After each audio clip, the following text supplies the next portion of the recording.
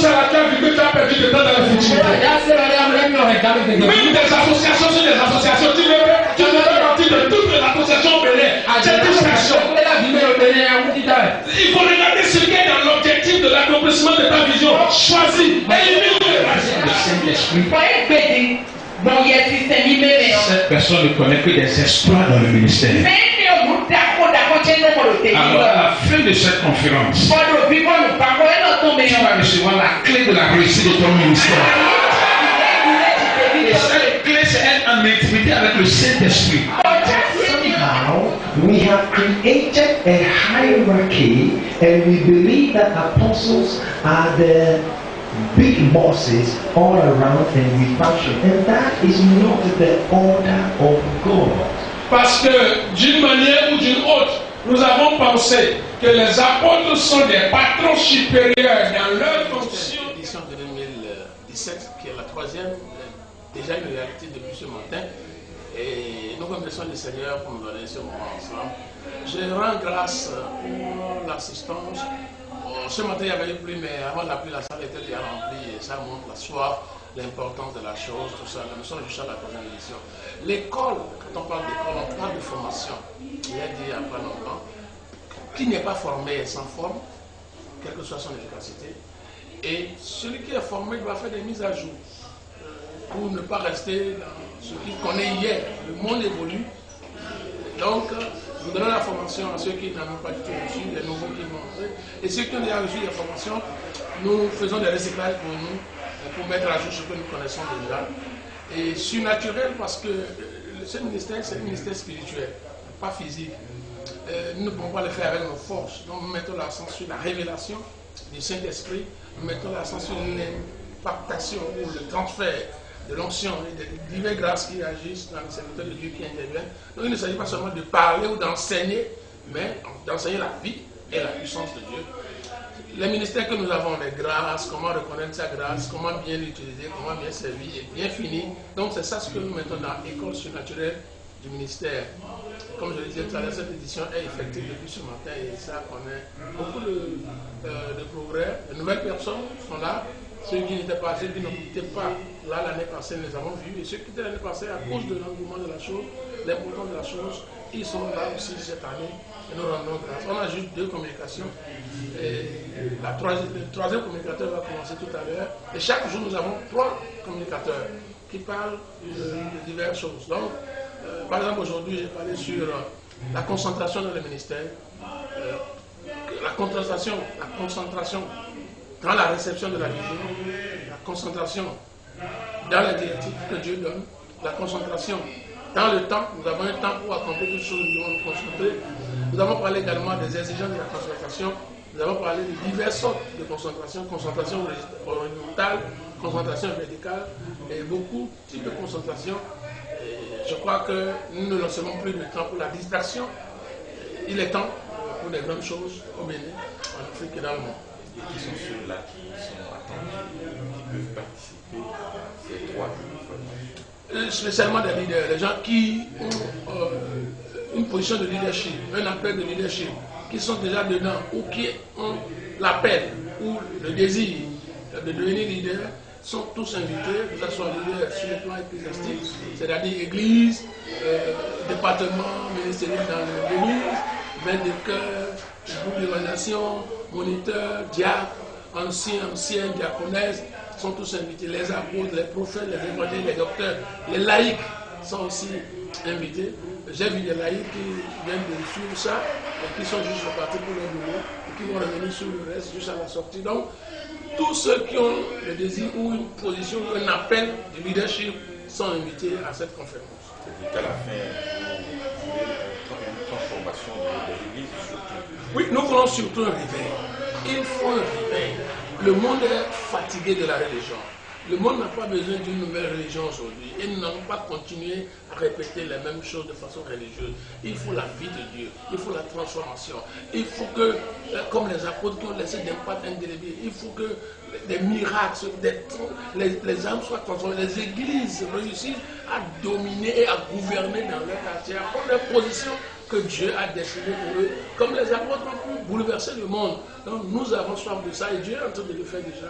L'onction est disponible, la présence du Saint-Esprit est disponible. Tout à l'heure, l'homme de Dieu du Togo nous parlera sur l'intimité du Saint-Esprit. Et non seulement parler, mais il y aura la présence du Saint-Esprit pour activer tout ce qui va écouter.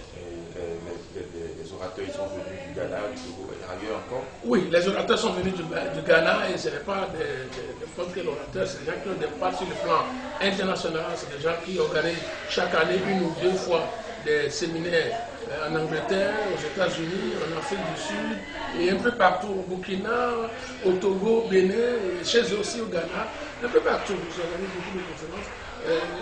Ceux du Togo aussi, c'est des gens doués d'abord de connaissances, ne parlons pas seulement d'esprit comme si on ignore la connaissance. Il fut assistant du directeur d'Institut, celui qui venait du Togo par exemple. Donc c'est des gens, c'est des puissants hommes de Dieu, expérimentés, doués dans le ministère, qui apportent leur appui au corps de Christ au Bénin. Merci. Alors c'est peut-être de Dieu un appel à ceux qui nous écoutent et ceux qui nous voient, nous regardent actuellement en direct, un appel à eux. Je voudrais vraiment inviter nos aînés à nous, inviter nos collègues à venir nous mettre ensemble. Tout à l'heure, l'homme de Dieu l'a dit que nous devons comprendre les autres ministères, que nous ne sommes pas les seuls ministères. Donc je les invite et nos petits, nos enfants, nos fils, nos collaborateurs, nous les invitons aussi à venir massivement. Ça continue demain et jusqu'au samedi. Et le samedi, nous ferons l'ordination, les transferts d'onction, le transfert des dons, des grâces, d'imposition de main des serviteurs de Dieu. Donc j'invite vraiment les corps de Dieu à se mobiliser. Si vous avez raté aujourd'hui, c'est juste la première journée. Nous avons encore 3 jours. Je vous invite massivement demain. Ça commence demain à 9h. 9h00. Ça commence et ça finit à 14h tous les jours.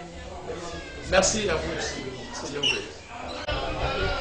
Bonjour monsieur. Bonjour. Présentez-vous s'il vous plaît. Ici c'est l'ancien Constant Kako, église baptiste de Semepao. Aujourd'hui vous participez à l'école surnaturelle, édition 2017. Alors, quelles sont vos impressions à cette première rencontre? Très satisfait, très impacté de la qualité, la densité de l'enseignement de ce matin. La première communication est très importante.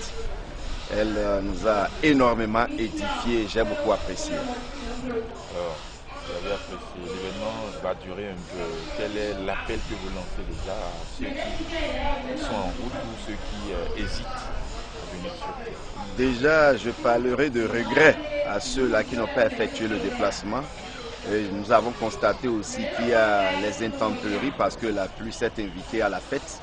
Et je leur lance un appel solennel. C'est très important parce que ce à quoi nous avons assisté aujourd'hui vaut le coup d'être vécu sincèrement. Je leur demande de presser les pas, de venir, de ne pas du tout hésiter à assister à cette école-là. Vraiment, nous avons beaucoup gagné à travers cette formation de ce matin. Et cela présage de ce que les 3 jours restants nous réservent pas mal de surprises, agréables, très agréables, pas mal de surprises. Donc je les invite à venir, il y a de la place pour tout le monde et c'est bien organisé. C'est bien organisé, ils ont pris toutes les dispositions pour nous permettre de rester dans une atmosphère d'adoration et de suivre ces enseignements. Sincèrement, j'ai beaucoup apprécié. Je lance un appel à tous ceux-là qui nous voient et qui nous entendent, qui ont à cœur le développement du ministère, de s'approprier effectivement l'édification du peuple béninois et de le gagner, surtout pour le Seigneur, de ne pas hésiter à faire le déplacement de ce centre-là, de cette église-là qui est située tout juste derrière le marché de Fidrocet. Et voilà ce que je peux dire à l'encontre de tous cela. Ok, je m'appelle le pasteur Brice Kokou Agbati, je viens du Togo, je suis à Lomé précisément, je suis à ma 2e participation à ESM, l'école surnaturelle du ministère. Et ce qui me pousse à venir à cette école, c'est que vraiment, on voit qu'il y a la soif, on veut le réveil, on veut la puissance, on veut voir le surnaturel, c'est-à-dire que le royaume s'établit sur terre. Et les participants aussi ont soif. Bien qu'il a plu ce matin, mais la salle était pleine. Donc c'est ce qui me pousse à venir. Et le thème que nous avons débattu aujourd'hui, c'est l'intimité avec le Saint-Esprit. Qu'est-ce que cela veut dire? Sans le Saint-Esprit, nous ne pourrons pas réussir dans le ministère. Et Dieu même a créé cette opportunité-là pour nous les hommes de rentrer en intimité avec lui. Voilà pourquoi, depuis les temps, Dieu est au milieu de son peuple, au travers de son tabernacle, au travers de la nuée, au travers de la colonne de feu, au travers de l'arche de l'Alliance. Et après, avec la dispensation du Nouveau Testament, nous voyons Jésus lui-même venir représenter Dieu sur terre, faire les miracles partout, il est reparti. Et quand il est parti, il a ramené le Saint-Esprit. Donc à nous maintenant d'entrer en intimité avec ce Saint-Esprit, et nous voyons que le ministère, ce n'est pas l'effort humain, mais c'est l'effort du Saint-Esprit. Et je profite de cette occasion pour lancer un appel à tous ceux-là qui n'ont pas participé à cette première journée. Il y a beaucoup de choses qui se sont déjà passées, mais il y a encore beaucoup de choses qui les attendent. Donc arriver massivement, il y a encore 3 jours. Et peut-être ceux-là qui, c'est pour la première fois, ils ont entendu parler de ça, préparez-vous. Et l'année prochaine aussi est là pour que tous ensemble, nous puissions unir nos forces pour que le Bénin, l'Afrique, le monde entier soit touché par l'évangile. Vous êtes bénis. Merci. Rapidement, il y a une partie de votre prédication qui nous a beaucoup touchés. Et bien évidemment, nous pensons que ça va toucher également nos chers téléspectateurs.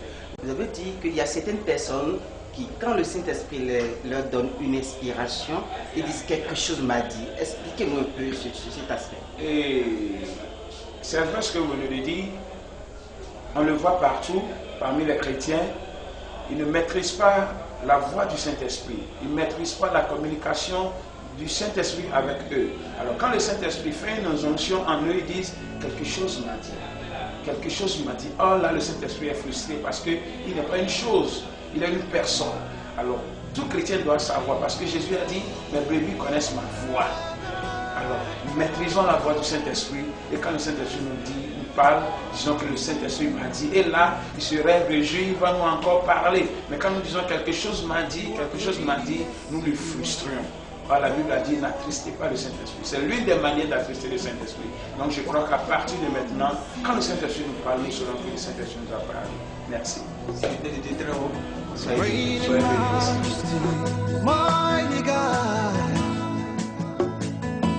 Everything written about you is great.